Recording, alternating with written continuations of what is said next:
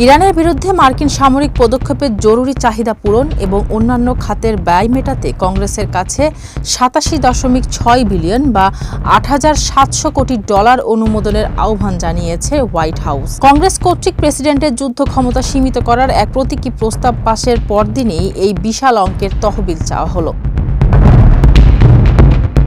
White হাউসের budget office থেকে speaker mic জনসনের কাছে পাঠানো চিঠিতে বলা হয়েছে, এই তহবিলের মধ্যে $৬৭ বিলিয়ন খরচ হবে প্রতিরক্ষা বিভাগের গোলাবারুদ কেনা, পরিচালন ব্যয় ও ক্লাসিফাইড কর্মসূচির পেছনে। এছাড়া মধ্যপ্রাচ্যে মার্কিন দূতাবাসের নিরাপত্তা জোরদারে ৩০০ মিলিয়ন, মার্কিন কৃষকদের জন্য ১১ বিলিয়ন এবং আফ্রিকায় ইবোলা মোকাবিলায় $১.৪ বিলিয়ন চাওয়া হয়েছে। পেন্টাগনের হিসাব মতে এ পর্যন্ত যুদ্ধে প্রায় $২৯ বিলিয়ন ব্যয় হয়েছে।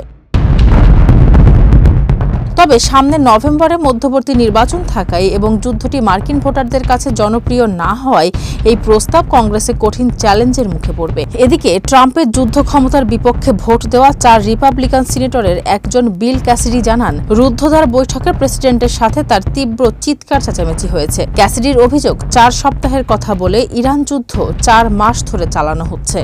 ফারজানা হাসিন, মানবকণ্ঠ।